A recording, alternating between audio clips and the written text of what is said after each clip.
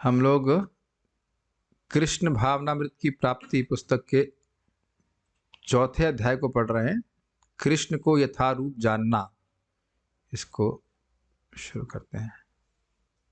मुझे उम्मीद है कि सबको आवाज़ यहाँ पे जूम पे ठीक ही आ रही होगी। ओके। पूर्ण पुरुषोत्तम परमेश्वर की स्तुति करने के लिए हमें किसी उच्च शैक्षणिक योग्यता की आवश्यकता नहीं है। ऐसा नहीं है कि कोई आईआईटी कानपुर का बीटेक है तभी भगवान की स्तुति गा सकता है, ये बात बोल रहा है। हमारी सामाजिक अथवा भौतिक स्थिति कुछ भी हो, हम प्रार्थना कर सकते हैं। बल्कि अगर देखा जाए तो हम हर क्षण प्रार्थना कर ही रहे हैं। एको बहुनाम यो विदधाति कामन, हर जीव भगवान से प्रार्थना कर रहा है कि मुझे ये चाहिए, चाहे भौतिक चाहे आध्यात्मिक। इस तरह से सोचा कभी आपने? Every living entity is praying to Krishna 24 hours. हर जीव भगवान के 24 घंटे प्रार्थना कर रहा है। यद्यपि ऐसे लग नहीं रहा कि हम भगवान से प्रार्थना कर रहे हैं, लेकिन आप जानते हैं कि हम इधर शरीर में बैठे बैठे इच्छा करते रहते हैं। तो इच्छा एक प्रकार की प्रार्थना है कि नहीं? सिंपल। कितना सिंपल बात है ना। कोई व्यक्ति कहे कि मैं बहुत पढ़ा लिखा नहीं तो भगवान मेरी बात नहीं सुनेंगे ना, इतना सुनी तो रहे हैं, अनादिकाल से सुन रहे हैं, सुनते ही आएंगे। उनके अलावा वो नहीं सुन रहे तो और कौन सुन रहा है? ये बात है। हमें बड़ा विद्वान या पंडित होने की आवश्यकता नहीं है। यह भी आवश्यक नहीं है कि हम अपनी प्रार्थना को सुंदर चुने हुए शब्दों में व्यक्त करें जो कवित्वपूर्ण अथवा अलंकारपूर्ण हो। इनमें से किसी की आवश्यकता नहीं है। यद्यपि ये ऐसी हों तो बहुत उत्तम है। हमें केवल अपने भावों को व्यक्त करना होता है, किंतु ऐसा कर सकने के लिए हमें अपनी स्थिति का ज्ञान होना आवश्यक है। तो अब आप बताइए कि इस पूरे प्रसंग में आपने क्या सीखा? भगवान को प्रार्थना करने की क्या योग्यता है? अपनी स्थिति का ज्ञान। सिंपल। भगवान मेरे स्वामी हैं, मैं उनका तुच्छ दास या दासी हूं, जो भी दास में हूं, जो भी मान लीजिए, और इस संबंध को देख करके भगवान से प्रार्थना करना चाहिए। Simple. It just simple as simple. नहीं तो व्यक्ति सोच, कभी कभी भक्तों के हृदय में आ जाता है कि भगवान से हम कैसे प्रार्थना कर सकते हैं, ये क्या हमारी बात भगवान सुनेंगे? लेकिन ऐसा नहीं है, भगवान सुनते हैं सबकी बात। और आप प्रत्यक्ष उदाहरण समझ सकते हैं। आप लोग के मन में शायद आ भी रहा हो, मेरे मन में तो आ रहा है प्रहलाद महाराज।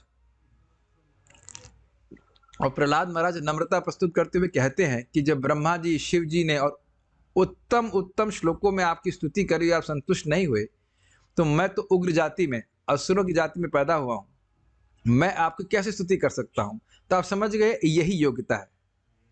जब हम अपने आप को अयोग्य समझें, मैं तो क्षुद्र जीव हूं, भगवान मैं आपकी क्या सेवा कर सकता हूं, वही आपकी सेवा करने की योग्यता है, वही प्रार्थना करने की योग्यता है। Does that make sense? Krishna is attracted by humility of his devotees.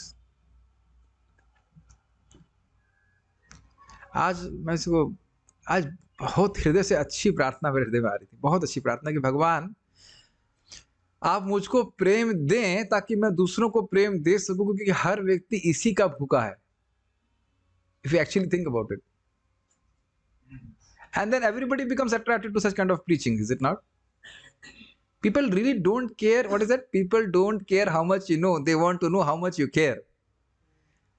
क्या बात है ना। और ये बात मैं सोच रहा था कि प्रभुपाद जी का विषय, मैं प्रभुपाद जी के गुण में विचार कर रहा था सुबह के समय कि देखो, जिनको प्रभुपाद जी ज्ञान दे रहे थे, वो ज्ञान धारण करने की क्षमता उनके में तो अब न्यूनतम मानिए। कोई ड्रग्स ले रहा है, उसकी बुद्धि एकदम चौपट हो जाती है, फिर भी वह समझ पाए उस जड़ चेतना में भी कि प्रभुपाद जी हमसे प्रेम करते हैं। प्रभुपाद को बोल रहे थे इस बात को कि हमारे गुरु महाराज बात को बोल रहे थे कि Srila Prabhupada gave them a sense of dignity. Can you imagine? Will you ever give respect to hippie? क्या हिप्पी को आप सम्मान दे सकते हैं? लेकिन वो थोड़ा सा ये बात देख रहे थे कि कृष्ण का नाम उच्चारण कर रहे हैं, प्रभुपाद उनको कितना प्रेम दे रहे थे। देखिए, हमारा ऐसा सामर्थ्य नहीं। अगर वाकई हृदय में ऐसे हमारा भगवान के प्रति प्रेम हो तो आप सभी जीवों से प्रेम करेंगे। और कोई आपको प्रेम करता है केवल उसकी आंखों से मालूम चल जाता है, केवल आंखों से। कभी ऐसा हुआ है आपको कि आपको कोई देखा, आंखों से आपको लगा ये ऐसा बोल रहा है, व्हाई आर यू हियर? होता कि नहीं? केवल आंखों से देख लेता है तो लगता है कि यार ये हम ऐसे क्यों देख रहा है ना, बर्निंग विद द ग्लांस। और उसी प्रकार से आप देखें कोई व्यक्ति बड़े स्नेह से देखता है, बड़ा प्रसन्न होता है, कहीं भी हमसे मिलते हैं तो हमारा मन करता है हम जाके फिर से उस व्यक्ति से मिलें। और सोचिए हम सभी लोग इस प्रकार के भगवत प्रेमी हो जाएँगे, तो आप समझिएगा कि ये गुण है आएगा कि आप सभी जीवों से प्रेम करेंगे। Then it's very easy to preach to them, नहीं?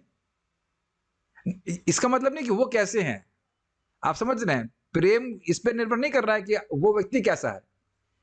निरुपाधिक प्रेम है, नहीं तो प्रेम हम करते हैं तब जो व्यक्ति हमारे पास हमें कुछ करता है तभी हम प्रेम करते हैं। मैं खाली सब बोल रहा था, ये बातें बोलने का आशय है कि इस प्रकार की प्रार्थना बहुत हृदय में आ रही थी, बहुत जेन्युइनली आ रही थी। ऐसे बोलना नहीं चाहिए लेकिन बहुत अच्छे से आई थी। बड़ा भगवान इच्छा कब पूरी करेंगे पता नहीं, लेकिन ये इच्छा आ रही थी जेन्युइनली, ये बहुत अच्छा लगा मुझे। It was only Krishna's mercy that it came like that. You can just genuinely appreciate any endeavor of a devotee or a soul to serve Krishna. किसी भी आत्मा की थोड़ी-सी भी इंक्लिनेशन है कृष्ण के प्रति सेवा करने की, उसकी हम सराहना कर सकें, उसके लिए उसको हम सम्मान दे सकें। It's very nice if you can have that consciousness. ये तो दीपदानी तो कर रहे हैं, क्या है? 1-2 बार हरे कृष्ण मंत्र तो क्या, चारी माला तो कर रहे हैं ना, क्या है?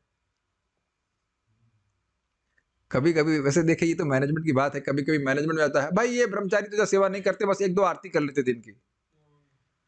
हमने कहा भाई शास्त्र तो चलो शायद हमको शायद बस डब्बे में बंद कर देना चाहिए। जो एक बार भी दीप दान कर रहा है, वह भी भगवान के धाम चला जाएगा, आपने पढ़ा है ना? वो आरती कर रहा है, नहा धो करके साफ कपड़े पहन के आया है, 2 बार आरती भी कर रहा है। वो एक अलग बात है कि उसको सेवा करना चाहिए और अधिक करना चाहिए, लेकिन अब उसको उसके महत्व को मत कीजिए कम। भगवान के सामने घंटी बजा रहा है, भोग लगा रहा है, आरती कर रहा है, that can not be neglected.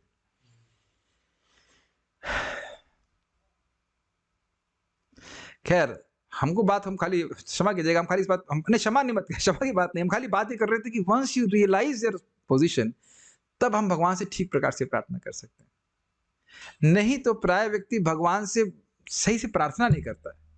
करते हैं भौतिक चीज़ों को, भाई हमारी वही जैसे वही कहानी सुनी होगी आपने, एक बुढ़िया थी ये बड़ी रुचिकर कहानी है। तो एक बुढ़िया थी, वह लकड़ी का बंडल लेके आती थी। देखा कुछ बुढ़िया लोग जाते हैं वो जंगल में लकड़ी बीन के लाएँगे सूखी, उसको बेचते हैं। तो वो गठरी लेके जा रही थी, बहुत भारी गठरी थी, वो गिर पड़ी। तो बड़ी दुखी हो रही थी, कैसे उठाएँगे? तो कृष्ण भगवान आ गए। ये खाली एक कपोल कल्पित कथा है, खाली बोलने के लिए। तो वो भगवान सामने आए, बोले क्या चाहिए? कहती इस गठरी को उठा करके मेरे बाएँ कंधे पे डाल दीजिए, तो दाएँ कंधे से उठाकर बाएँ कंधे पे डाल दीजिए। ये चीज़ हम लोग भगवान से प्रार्थना करते हैं। ये ध्यान दीजिएगा कि ये बहुत बड़ी शिक्षा है, क्योंकि कथा है, क्योंकि जब वृत्तासुर से देवता लोग परेशान हुए, भगवान के सामने साक्षात गए, भगवान सामने है और ये नहीं कह रहे कि हमको अपने पास वापस धाम मिलनी चाहिए, कि इस असुर को मार दीजिए। आप कभी सोचिए कि sometime it can be really foolish, is it not? भगवान आपके सामने बातचीत कर रहे हैं, कहते ना भगवान चले जाए ना विकोटिया, क्या मुझे परेशानी हो रही है, बट नहीं, आप प्रार्थना कर रहे हैं। तो ये मूल बात हम यहाँ पे सीखेंगे वो क्या है, हमें अपनी स्थिति का ज्ञान होना आवश्यक है, तब हम भगवान से प्रार्थना कर सकते हैं। अपनी स्थिति का ज्ञान हो जाने पर हमारी अनुभूतियां सच्चे रूप में स्वतः अभिव्यक्त हो सकती हैं। ये बहुत महत्वपूर्ण बात है। देखिए, हर व्यक्ति अपने चित्त में मेरा कल्याण इसमें होगा, इस धारणा से युक्त है। ये हिंदी समझ में आई? मैं ये प्राप्त कर लूंगा तो मैं सुखी हो जाऊंगा। अब वो क्या वस्तु है, वो इस बात पे निर्भर करती है कि मैं क्या हूं या मैं क्या अपने को मान रहा हूं। Does that make sense? Clear? तो जब हम ये समझ लेंगे, जैसे कल भी चर्चा कर रहे थे कि भौतिक इच्छाओं के सच्चे स्वरूप को देख लेंगे, इससे हम सुखी नहीं हो सकते भक्ति करके ही, तब हम भगवान से सच्चे दिल से प्रार्थना कर पाएंगे कि मुझे भगवान अपने चरणों में शुद्ध प्रेम दीजिए। Does that make sense? और इसमें हरे कृष्ण मंत्र बहुत सहायक है। क्यों सहायक है? नामोच्चारण के द्वारा प्रभुपाद बड़ा अच्छा कहते हैं कि व्यक्ति को यह अनुभूति होती है कि मेरे एकमात्र प्रेमास्पद भगवान कृष्ण है। हम लोग शुरुआत करते हैं कृष्ण से कोई मतलब नहीं, फिर कृष्ण से थोड़ा थोड़ा मतलब और जगत से बहुत मतलब, फिर 50-50 आ जाते हैं, फिर 70, फिर 30, फिर लगता है जगत की सेवा करने से क्या मतलब है मेरा, मैं तो यहाँ का हूं ही नहीं। भाई मान लीजिए कहीं कोई जेल में पड़ा हुआ है, अब अपने आप को जेल का ही नागरिक मानने लगे, तब तो कहीं से प्रामाणिक वीजा प्राप्त नागरिक तो कभी बाहर नहीं निकलने लग पाएगा। मानना और समझना होगा ना कि मैं जेल का नहीं हूँ। और अगर मान लीजिए ये मालूम चल जाए कि मेरे पिता बाहर बहुत ज़्यादा धनवान हैं, तब बताइए, तब तो उसको बहुत इच्छा होगी ना कि हम कहाँ फँसे हुए हैं जेल में। आप में से कोई जेल ना तो प्रीचिंग के लिए गया होगा, ना ऐसे भी गया होगा। जो है इज़ वेरी बैड एक्चुअली। बहुत ही रेस्ट्रिक्टेड एटमॉस्फेयर में हम लोग रहते हैं। बहुत ही रेस्ट्रिक्शन, बड़ा डिप्रेसिंग होता है एक्चुअली। ये बहुत गंभीर है बात। है हम लोग इस जेल में और हम बार-बार प्रार्थना करते हैं, "आई नंद तनुज किंकरम।" तो we every time say that it should. Generally लोग ना उसको रूटीन बोल लेते हैं बड़ा। कभी-कभी जो गाने वाला है वो भी भूल जाता है, ऐसे बोला था क्या श्लोक? आपने महसूस किया है कभी? बोला जाएगा आप लीड कीजिए, लीड करने वाला को ये भी कुछ उसको कुछ समझ में नहीं आया कि मैं बोल के चला गया, but we should try to be in the mood of that prayer. क्या है स्थिति हमारी? हमारी स्थिति क्या है? भगवान श्री चैतन्य महाप्रभु ने अपने शिक्षाष्टक में इसकी शिक्षा दी है। उन्होंने निम्नलिखित शब्दों से हमें सिखाया है कि प्रार्थना कैसे करनी चाहिए। संस्कृत सब जानते हैं, मेरे से बोलिए। ना धनम ना जनम ना सुंदरी कविता वा जगदीश कामये मम जन्मनि जन्मनीश्वरे भवतात् भक्तिर्हेतु की त्वयि। ओके, अब आप थोड़ा सा चेंज कीजिए। अब आप अपने आंखें बंद कीजिए। सबको पता ही है कृष्ण बलराम जी के सामने है और मंदिर में कोई नहीं है, कोई डिस्टर्बेंस नहीं है, कुछ डिस्टर्बेंस कुछ नहीं है। And now you just chant this before Krishna. अयि नंद तनुजा किंकरम पतितां मां विषमे भवाम्बुधौ कृपया तब पाद पंकज स्थित धूलि सदृशम विचिंतया। ये तो एक्चुअली अगली वाली प्रार्थना है, इसकी पहली वाली। ना धनम ना जनम ना सुंदरी कविता वा जगदीश कामये मम जन्मनि जन्मनीश्वरे भवतात् भक्तिर्हेतु की त्वयि। One more, once more. ना धनम ना जनम ना सुंदरी कविता वा जगदीश कामये मम जन्मनि जन्मनीश्वरे भवतात् भक्तिर्हेतु की त्वयि। बहुत सुंदर प्रार्थना है। हे सर्व समर्थ जगदीश, मुझे धन एकत्र करने की कोई कामना नहीं है। अब देखिए, जगदीश जो है जगत के ईश्वर है, अर्थात उनमें धन देने का पूरा सामर्थ्य है, जितना भी हम सोच सकते हैं और जितना नहीं सोच सकते। समझ रहे हैं आशय? आप जगदीश हो, धन दे सकते हो, लेकिन मुझको धन नहीं चाहिए। भगवान की सर्व सामर्थ्य को समझ रहे हैं कि सब कुछ दे सकते हैं, लेकिन मुझे धन नहीं चाहिए। धन नहीं चाहिए और ना ही अनुयायी चाहिए, न सुंदर स्त्रियों अथवा सालंकार कविता का ही इच्छुक। थोड़ा समझने का प्रयास कीजिए। देखिए, धन तो बहुत ग्रॉस हुआ, स्त्री आदि का संग प्राप्त करना यह भी बहुत सुस्थूल हुआ। अनुयायियों का आकर्षण इतना अधिक होता है कि आप कल्पना नहीं कर सकते। ये जो आप देख रहे हैं यूट्यूब पे, व्यूज बढ़ाने के लिए लोग कुछ भी लिख देते हैं, कुछ भी बना देते हैं। क्या है अनुयायी? समझते हैं हमारे इतने सब्सक्राइबर हैं, फॉलोवर्स। आजकल वो फेसबुक में भी चलता है ना, फॉलो कर रहे हैं, फॉलो कर रहे हैं। सब तो अपने घर में है, फॉलो क्या कर रहे हैं आप? ये बड़ा सूक्ष्म आसक्ति होती है। लोग इवन मतलब ये भी हो सकता है कि घर परिवार की आसक्ति को त्याग दें, लेकिन अनुयायियों की आसक्ति को नहीं त्यागते। बहुत कठिन होता है। और उसके बाद अलंकार कविता। आपने देखा होगा कि कुछ लोग, स्पेशली कवि लोग, अलग ही दुनिया में जीते हैं। प्राय देखिए, अगर हिंदी शब्द में प्रयोग करूं, बैलर जैसे होते हैं। बैलर समझते हैं? मतलब बाल बड़े हुए हैं ऐसे ही। देखा है आपने? वो अलग ही दुनिया में है। उनको यही रहता है कि हम कविता कुछ या फिर पोइट्री या कुछ फिलोसफी ऐसे हाई फाई कुछ चीज लिख दें, उनकी दुनिया ही अलग रहती है इसमें। तो कहते हैं उस प्रकार का भी हम कुछ पांडित्य की हमको अभिलाषा नहीं है। तो ये सब भौतिक इच्छाओं में आता है। तो क्या चाहते हो? मुझे तो केवल जन्म जन्मांतरों में आपकी अहेतु की भक्ति ही चाहिए। अब आप समझ सकते हैं इसमें मोक्ष की अभिलाषा को भी निरस्त कर दिया गया। कैसे? जन्म जन्मांतर। और अब आप ये देखें, अगर इस तरह की प्रार्थना कोई भक्त कर रहा है, he is very relieved, is it not? English में कह रहा हूं रिलीव्ड, हिंदी में क्या कहेंगे उसको?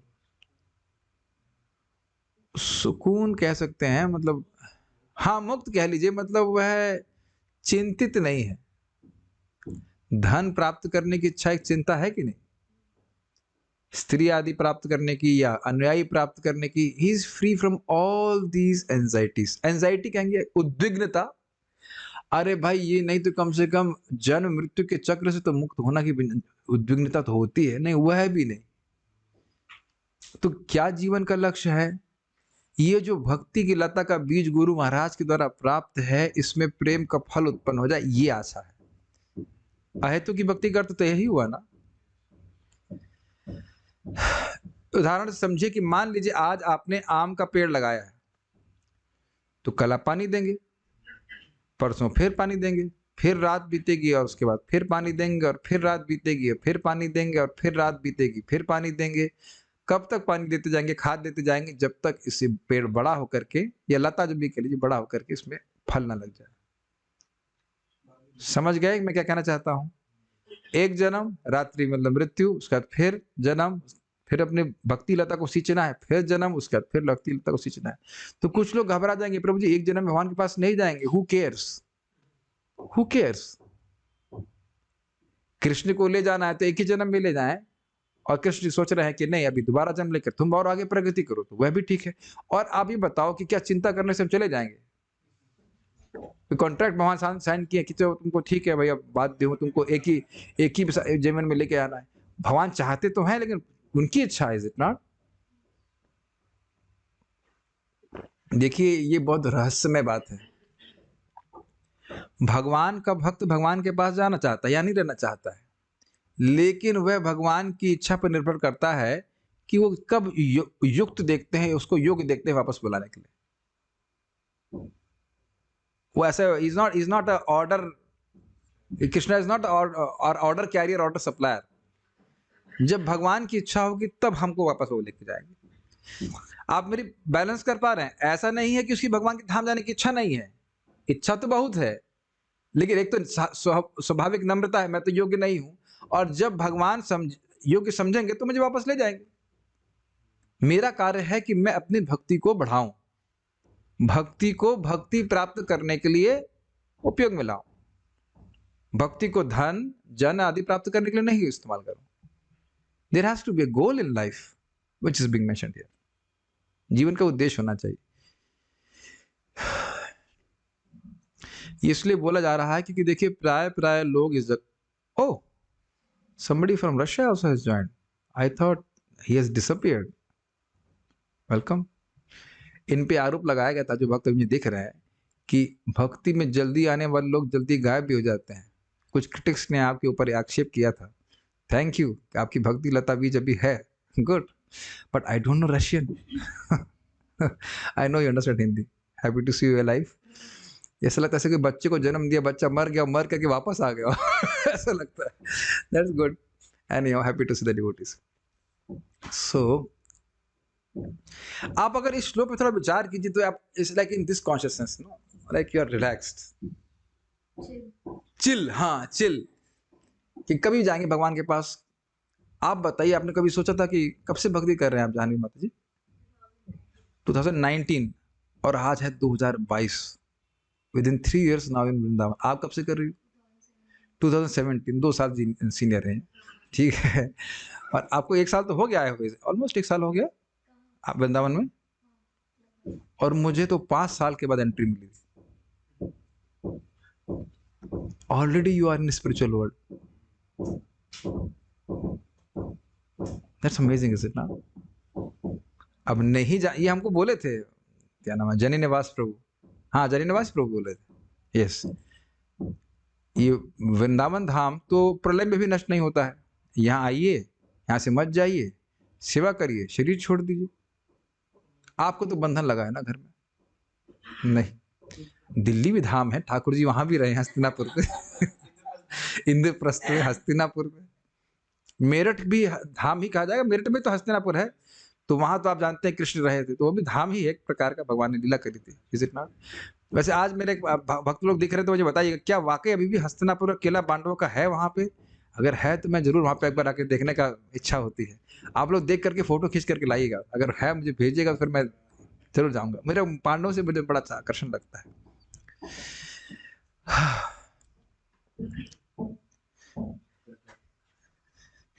मैं इस श्लोक के आगे ही नहीं जा पा रहा हूं, कितना सुंदर बात है ना। हमको मुक्ति नहीं चाहिए, हमको भगवान के जो अपनी भक्ति लता है उसको बढ़ाना है, बस ये काम करना। स्वाभाविक सी बात है कि आज आप आम का पेड़ लगा रहे हैं, बीज लगा रहे हैं, तो ना कल आपको फिर फल मिल जाएगा। लेकिन लिखा है चैतन्य चरितामृत में, हम लोग पढ़ चुके हैं कि जैसे जैसे भक्ति लता भेद करके ब्रह्मांड के बाहर जाएगी और भगवान कृष्ण के चरण कमलों का आश्रय लेगी, तो प्रेम रूपी फल उगेगा गोलोक में, आप खाओगे यहाँ। What is that? लता बढ़ते बढ़ते ब्रह्मांड को भेद के भगवान के चरण कमलों पर लेपट जाएगी, और फिर कृष्ण का प्रेम रूपी फल उत्पन्न होगा। तो क्या ये सब खाली काव्यात्मक शैली है बोलने? कहने का आशय ये है कि भगवत प्रेमी भक्त भगवान से कभी दूर नहीं हो सकता, और यही बात आप श्रीमद् भागवत में सुन रहे हैं अर्जुन के केस में। मैं अभी थोड़ा बात बताना चाहता हूं इस संबंध में कि आप सुने थे कि अर्जुन मोहग्रस्त हो गए थे कि कृष्ण हमसे दूर चले गए, कृष्ण का वियोग हो गया। लेकिन जैसे ही भगवत गीता और भगवान की वाणी को स्मरण करने लगे, तो वो अनुभव किए कि भगवान मेरे साथ में है। ये समझ लीजिए कि भाव स्तर पे व्यक्ति को अनुभूत हो जाता है कि नाम और नामी में कोई अंतर नहीं है। तो प्रेम स्तर पे, can you imagine Krishna and you are with Krishna and you have full realisation of this?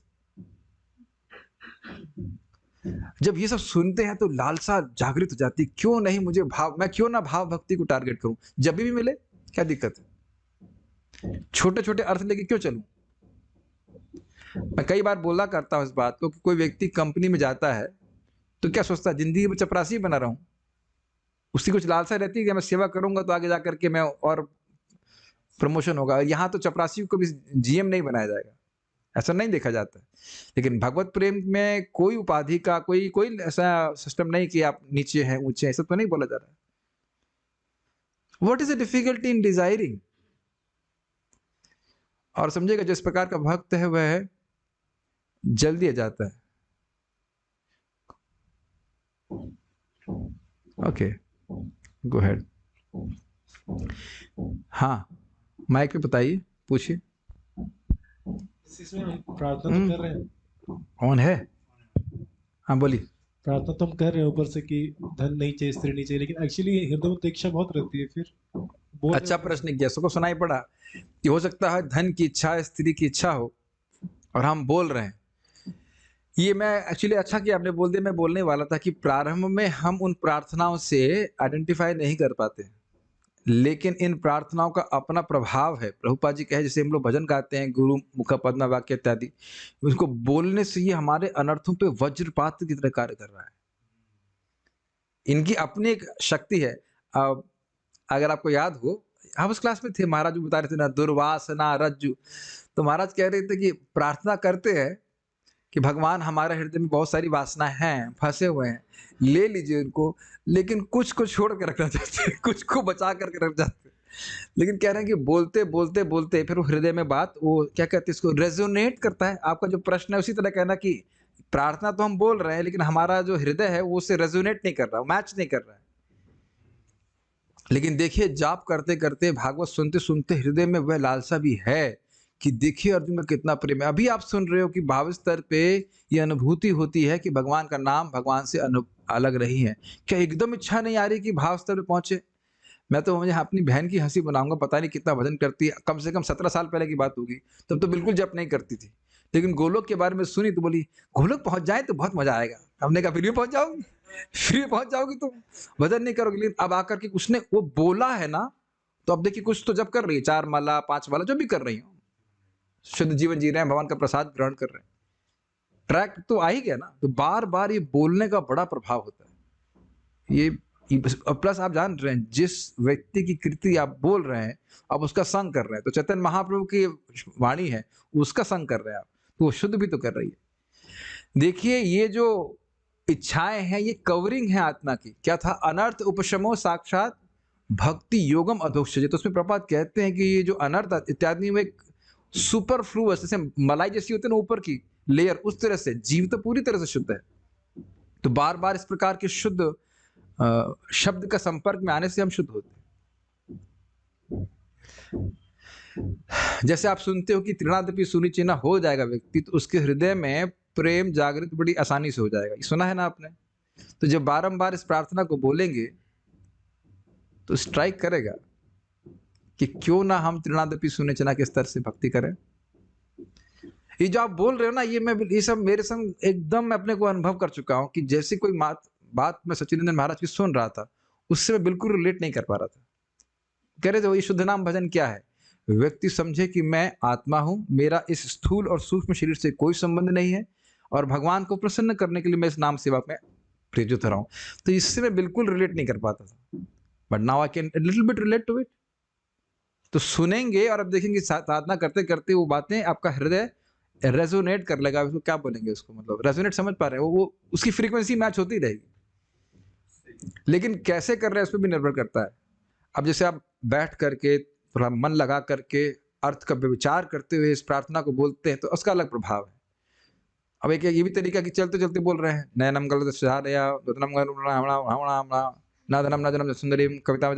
मैंने देखा है भक्त को रोज इस प्रकार से करते हुए, तो उसका प्रभाव न्यूनतम है। Prayers must be done with the focus, with the understanding of the meaning. अर्थ समझते हुए करेंगे तो फिर प्रभाव उसका होता है। ठीक है। इस प्रार्थना में जगदीश शब्द का अर्थ है जगत के स्वामी, जगत का अर्थ है ब्रह्मांड, और टूल का अर्थ है भगवान ब्रह्मांड। तो ये एडिटर साहब लग रहा है इंजीनियर है, ये टूल रूम में काम करते हैं। और टूल का अर्थ क्या है ये तो क्या बोला जाए, इंग्लिश में क्या लिखा है हमको नहीं पता। ईश का अर्थ है भगवान। ठीक, तो माफ कर दिया हमने। हम हिंदू, मुसलमान, ईसाई या कोई भी क्यों ना हो, हमें यह स्वीकार करना चाहिए कि इस ब्रह्मांड का कोई परम नियंता है। ये तो बहुत आसान है। क्यों परम नियंता है? क्योंकि नियंता हम नहीं है। Simple, is it not? आप लोग प्रसाद पाए ना, चपाती आप लोगों ने बनाई तो हमने नहीं बनाई, तो इसलिए बाई चांस आई। और कहो कच्ची वाली आएगी तुम्हारे पास तब भी तब भी बाई चांस, तब तो गाली दोगे आप, है कच्ची वाली चपाती क्यों मेरे को भी दी, जली हुई चपाती क्यों दी? मैं हमेशा से मजाक करता हूँ कि जो बोल रहा है सब कुछ बाई चांस आया, तो उससे कहो तुम्हारी थ्योरी भी तो बाई चांस आई, तुम इसके लिए पुरस्कार क्यों लेते हो? जो सब कुछ बाई चांस है तो तुम भी बाई चांस ही बोल रहे हो। तुम्हारी बाई चांस थ्योरी का वैल्यू क्या है? कोई चीज बाई चांस आ जाएगी, उसका क्या महत्व है? आज ये कुछ बाई चांस हो रहा है, कल बाई चांस कुछ और हो जाएगा। कोई भी व्यक्ति जो भगवान में विश्वास रखता है इस तथ्य से इनकार नहीं कर सकता है कि कोई परम नियंता जरूर है। हमारा अटल विश्वास यह होना चाहिए कि हमारे परम पिता अखिल जगत के स्वामी जगदीश हैं। केवल जगदीश ही नियंता हैं, शेष सब नियंत्रित हैं। एकले ईश्वर कृष्णा और सब भृत्य जारे जैसे नचाए से तारे करे तैसे करे नृत्य। ये समझ नहीं पाए होंगे कोई। एकमात्र ईश्वर कृष्ण है और बाकी सब लोग उनके दास हैं। वो जैसे चाहे इच्छा करते हैं वैसे हर व्यक्ति नृत्य करता है। ये विश्वरूप का फोटो यहाँ बड़ा अच्छा रखा गया है।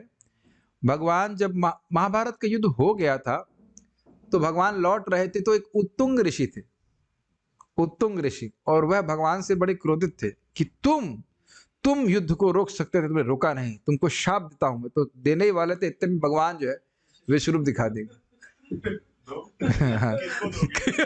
किसको शाप दोगे? किसको शाप देगा? तो फिर वो घबरा गए, नहीं ये तो भगवान है। महाराज बता रहे थे कि भगवान अपने आप को दिखाए हैं कई बार कि मैं भगवान हूं। दुर्योधन को दिखाए, यशोदा मैया को दिखाए, और इसे उत्तुंग ऋषि को भी दिखाए, और अर्जुन को दिखाए। इस प्रकार से कितना आश्चर्य है कि हम सबका संबंध भगवान से है। और वो कौन है, क्या वर्णन, किस शब्द से वर्णित किया जा रहा है यहाँ पे? जगदीश है। और फिर भी हमको भय होता है कि हमारा पालन कैसे होगा। देखिए, मैं एक विचार प्रस्तुत कर रहा हूँ, मैं भी सोचता हूँ हम लोग भगवान के अलावा कुछ आश्रय लेके चल रहे हैं। कितना आश्चर्य की बात है ना। और ये कारण क्या है? कारण है हृदय का अशुद्ध होना। जब हृदय शुद्ध होता है तो व्यक्ति समझता है भगवान सबके हृदय में परमात्मा के रूप में है, तो किसी को भी प्रेरित कर सकते हैं, मेरे प्रति अनुकूल होकर के मेरा पालन करवा देंगे। Does that make sense? इसको दूसरी तरह से समझिए। परम पूज्य वृंदावन चंद्र महाराज के प्रवचन आप लोग सुनते ही हैं, लेकिन ऐसी ऐसी बात महाराज बोल देते हैं, बड़ा अद्भुत है, बड़ा सोचने पे आपको मजबूर कर देगी। ये मानते हैं कि आज आपको कोई भी व्यक्ति जान से मार सकता है।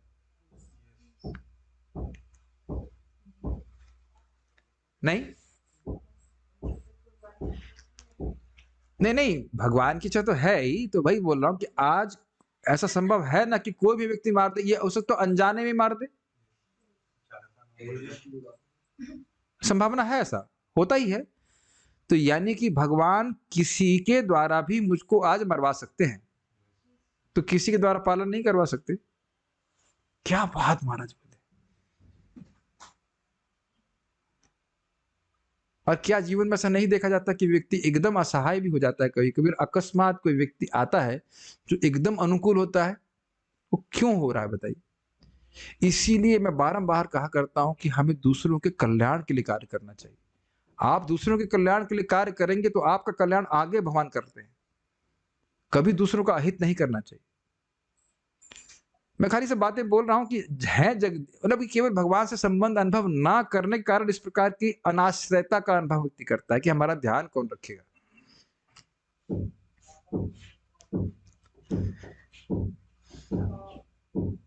क्या आप 3 महीने के बच्चे को जिंदा रख सकते हैं? 3 महीना मतलब माँ के गर्भ में, अगर वो बाहर आ जाएगा तो जिंदा रखा जा सकता है? मैं एक थ्योरी मैं बोल दे रहा हूं, मैं कोई डॉक्टर नहीं हूं, लेकिन शायद जिंदा नहीं रखा जा सकता।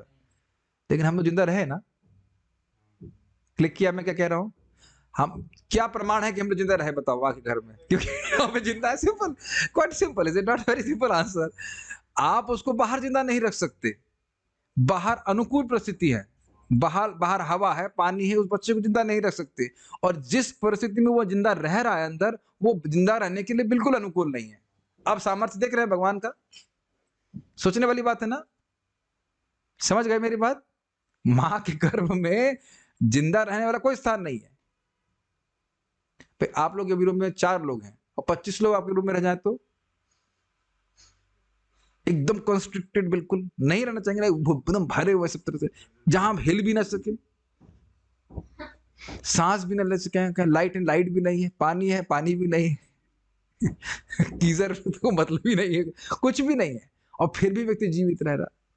तो ये विश्वास व्यक्ति को होना चाहिए कि कुछ भी ना करे तो भगवान उसकी रक्षा करेंगे। ये तो भी भगवान ऐसा नहीं कहते कुछ ना करो, लेकिन मैं बोल रहा हूं कि कुछ भी नहीं करेगा तो भी जो उसके भाग्य में लिखा है वो आता है। जैसे दुख भी आता है बिना उसके।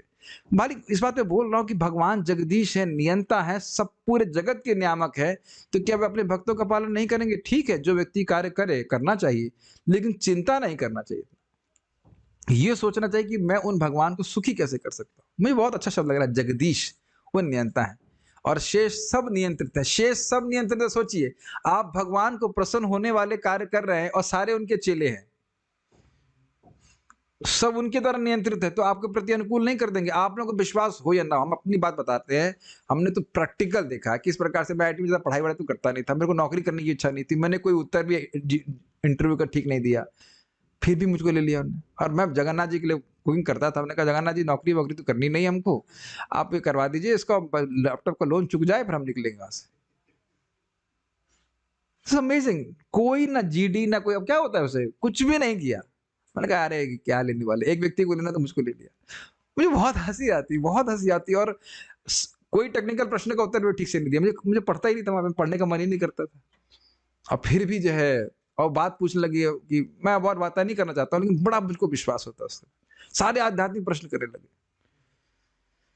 यहाँ तक ये भी पूछा कि रुचि क्या है। हमने कहा भक्ति, मैंने योग। कहते कौन सा योग? ने भक्ति योग। भक्ति योग के परम अनुयायी कौन है इस समय? हमने कहा चैतन्य महाप्रभु। ऐसे करते चैतन्य महाप्रभु के मुख्य अनुयायी कौन है? हमने कहा ये सब प्रश्न क्या करने लगे? मैकेनिकल इंजीनियरिंग से के बारे में पूछना चाहिए था ना।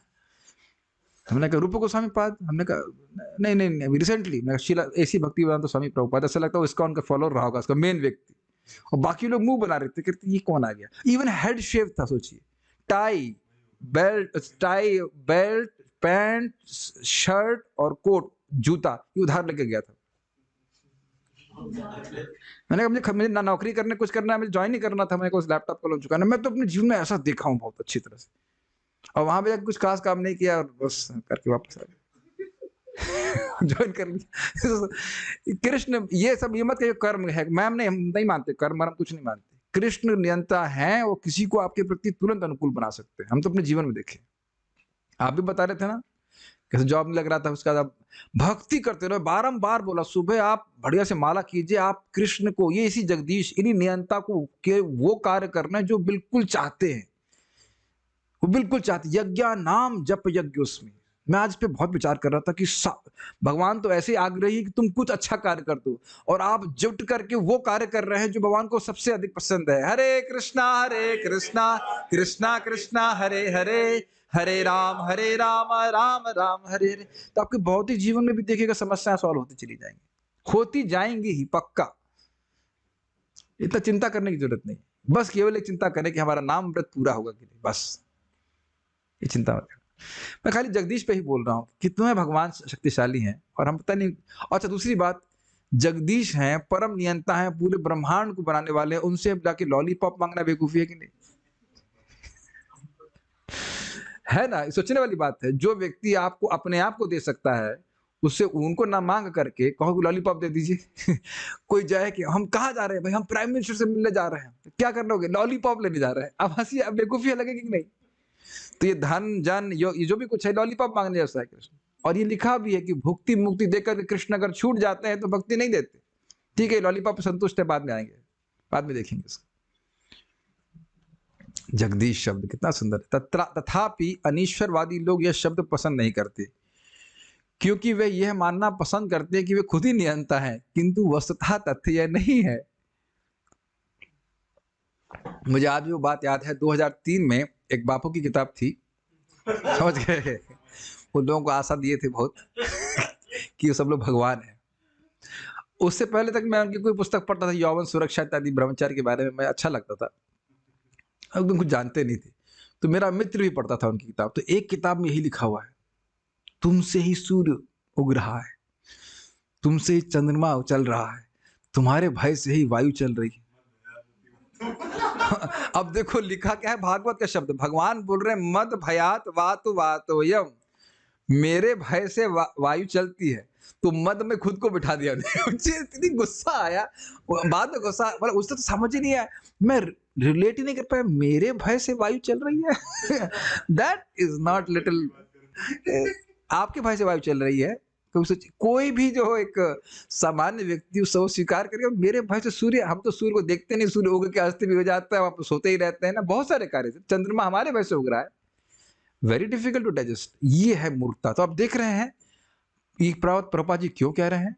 मूल बात प्रभुपाद जी क्या कहते हैं, यदि व्यक्ति अपनी स्थिति को समझेगा तभी भगवान से प्रार्थना कर सकता है। अब जब तुम खुद ही अपने को भगवान मान रहे हो तो भगवान से क्या प्रार्थना करोगे?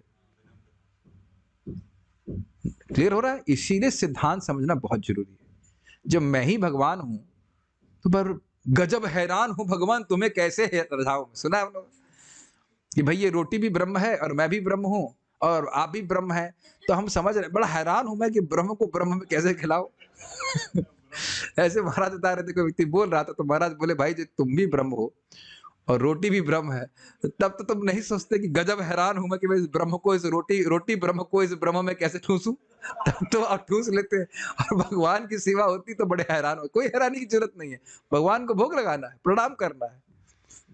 तो ये बात बड़ी महत्वपूर्ण है, खुद ही नियंता है। जबकि एक बार महाराज बोल रहे थे, कोई बनारस में कोई व्यक्ति होगा, कोई भगवान थे बनारस में, तो उससे पूछा कि भगवान कहाँ है? कह रहे उनके दांत में दर्द है तो वो डेंटिस्ट के पास गए। अब जब परम नियंता हो तो कोई दांत के दर्द को भी नियंत्रण करने की सामर्थ्य होना चाहिए ना। ऐसे हमारे गुरु महाराज से भी कोई बहस कर रहा था, तो महाराज बोले उसको बाथरूम लगा। तो महाराज दरवाजा बंद करवा दिए बाथरूम का, कहा स्वीकार करो कि तुम भगवान नहीं हो। और उसका पेट पकड़ के दर्द हो रहा है उसको, क्योंकि लोग से मतलब लड़ने वाले होते हैं, आर्ग्यूमेंट करने वाले। प्लीज प्लीज छोड़ दीजिए, छोड़ दीजिए, नहीं स्वीकार करो कि तुम भगवान नहीं हो। ठीक है ठीक है, मैं भगवान नहीं हूँ। फिर बाथरूम होकर के जब बाहर आया, कहता मैं भगवान हूँ। ये है बेशर्मी। कहीं से भगवान, एक उदाहरण आपने सुना होगा कहानी की, छोटी कहानी, इसमें जबरदस्ती की बात करना। दो आदमियों में झगड़ा हो रहा था। एक कह रहा था कि कैंची श्रेष्ठ है और दूसरा कह रहा था कि तलवार श्रेष्ठ है। तो दोनों के पास कैंची तलवार नहीं था, खाली पक्ष ले रहे थे। तो दोनों झगड़ा करने लगे। तो तलवार का पक्ष लेने वाले ने क्या किया, जो कैंची वाला था उसको नदी में फेंक दिया। उसको तैरना नहीं आता था, तो मरते मरते भी हाथ ऐसे ऊपर करते हुए गिरा वो, कैंची श्रेष्ठ है, कैंची श्रेष्ठ है ऐसे करके। समझ रहे, जबरदस्ती की बात नहीं मानना है। समझ में आ रहा है? सुना होगा आपने बात। तो उसी तरह के लोग हैं, जबरदस्ती लगाए पड़े हैं कि हम भगवान है। अरे तुम भगवान हो तो तुमको माया क्यों पकड़ी हुई है, बताओ? ये मलमूत्र के भरे हुए डब्बे में, शरीर में क्यों डाला गया है? फिर कहेंगे नहीं तुम्हारी लीला चल रही है। जबरदस्ती की बात। इस भौतिक जगत में सभी जीव भौतिक प्रकृति के 3 गुणों, सतगुण, रजोगुण और तमोगुण के अधीन है, किंतु भगवान इन तीनों गुणों से ऊपर है। मेरे पीछे बोली, बहुत सुंदर श्लोक है। त्रिभिर्गुणमयैर भावैर एभि सर्वमिदं जगत् मोहितं नाभिजानाति मामेभ्यः परमव्ययम् त्रिभिर्गुणमयैर भावैर एभि सर्वमिदं जगत्। तीनों गुणों के भाव से ये पूरा जगत मोहित है। मोहित है मतलब मोह का अर्थ आप समझ ही रहे हैं। मोह का अर्थ क्या बताइए? स्वरूप को मोह का मतलब होता है अपने को शरीर मानना। ये धारणा पूरे जगत में है। तो जो व्यक्ति अपने को शरीर मान रहा है वह अपने स्वरूप को नहीं जान रहा है, और इस कारण से भगवान को भी नहीं जानता। इसलिए कह रहे ना अभी जानाती, ठीक से नहीं जानता मुझको। किस रूप में? मामेभ्य परम अव्ययम, कि मैं इन प्रकृति के गुणों से परे हूं और अव्यय हूं, शाश्वत हूं, ये नहीं समझ पा रहा। तो आप देख रहे हैं कि इस गीता के श्लोक को सुन करके स्वाभाविक सी बात है कि हमारे हृदय में कुछ तो चमकेगा कि भाई मैं अपने को नहीं समझ रहा हूं। क्या लगता है आप लोग? समझ रहे हैं अपने आप को? नहीं समझ रहा है। और यह भी समझेंगे क्योंकि, यानी इसका मतलब है मैं गुणों के द्वारा मोहित हूं। ना यस ना नो, या ठीक है, मैं अपने को शरीर मान रहा हूं, उसका मतलब मैं शरीर माया से मोहित हूं। सिंपल सी बात है। तो इसका मतलब है कि स्वतः अपने, मैं बादलों के नीचे हूं, प्रकृति के गुणों बादल से नीचे हूं। तो अब सूर्य की वास्तविक अवस्था को मैं नहीं समझ रहा हूं। तो ये बात जब होगी, जब बातें इस प्रकार से स्वीकार करेगा सूर्य मतलब कृष्ण, तो तब वह शास्त्रों पे विश्वास करेगा। ये बातें लिंक कर पा रहे हैं? हम विश्वास या श्रद्धा तब रखते हैं जब हमारे पास कोई ऑप्शन नहीं होता। तो अब जब मैं प्रकृति के गुणों के अधीन हूं और भगवान प्रकृति के गुणों के परे हैं, तो मुझे भगवान से लिंक करने वाला कौन है? शास्त्र है। शास्त्र पे विश्वास रखूंगा तभी तो मैं समझ पाऊंगा। जैसे हवाई जहाज का उदाहरण ले लीजिए। हवाई जहाज मान लीजिए शास्त्र है, तो आपको हवाई जहाज में बैठोगे, अब तभी से अश्रद्धा करने लगो, ये हवाई जहाज उड़ेगा ही कि नहीं? उड़ेगा तो ये कितना ऊपर जाएगा? क्या ये बादलों के ऊपर जाएगा? क्या ये मुझे ले जा पाएगा? इत्यादि करते रहेंगे तो कभी हवाई जहाज में नहीं बैठेंगे। लेकिन हवाई जहाज में बैठ गए, भक्ति का प्रोसेस जो भी, तो फिर वह अपने आप को आपको क्रमशः उठा करके बादलों के पार ले जाएगा। तब आपके लिए इस जगत के वेदर्स की कोई प्रभाव नहीं पड़ेगा, रजगुण तमोगुण का प्रभाव नहीं पड़ेगा जो चित्त में होता है। सब नित्य ही आप भगवान का दर्शन कर पाएंगे। मेरी बातें को समझ पा रहे हैं? और हम भगवान की बात पे विश्वास ना रखें, भगवत गीता पे विश्वास नहीं रखें, तो किस पे विश्वास रखें? कई बार लोग बोलते हैं ना कि गीता की बात को क्यों माने हम, भगवान जो गीता में बोल रहे हो उसे क्यों माने? तो किसको मानोगे? पहले तो ये स्वीकार करना होगा ना कि मैं अपने मोह को नष्ट करने में समर्थ हूं। तो मुझे श्रद्धा रखनी होगी भगवत गीता के ऊपर, और यह श्रद्धा अंध नहीं है। श्रीपाद रामानुजाचार्य, वल्लभाचार्य, मध्वाचार्य, चैतन्य महाप्रभु, आइंस्टीन, महात्मा गांधी, सभी ने भगवत गीता को स्वीकार किया है। तो मैं आंख मूंद करके कोई गलत बात स्वीकार नहीं कर रहा हूं। जैसे हवाई जहाज में बैठते तो ऐसा नहीं कि शुभ कृष्णदास चला रहे हैं उसको, मैं कहूँ आइए आइए हमारे सारे जूम के डिवोटी, चलिए हम लोग हवाई जहाज चलाएंगे प्रभु जी होल्ड ऑन, मृदंग बजा लेते हैं लेकिन ये हवाई जहाज की क्या ट्रेनिंग है आपकी? नहीं कहीं नहीं, बस खाली मैं उसको पकड़ूंगा और चलाऊंगा। ठीक है, आज हमारा थोड़ा सा कुछ कीर्तन प्रोग्राम है, हम आज नहीं जा रहे, इज इट नॉट? तो अब आप जान रहे हैं कि वो ट्रेन पायलट है, उसकी ट्रेनिंग हुई है, उसने कई फ्लाइट चलाई हैं, कईयों को पार किया है, कईयों को पार किया है, इसलिए आपको भी पार कर देगा। बहुना क्या है वो, बहवो ज्ञान तपसा पूता मद भाव मागत। भगवान बोल रहे बहुत सारे लोग इस भगवत गीता के ज्ञान की तपस्या से शुद्ध होकर के मेरे पास आए हैं, तुम अंधश्रद्धा नहीं रख रहे। Does that make sense?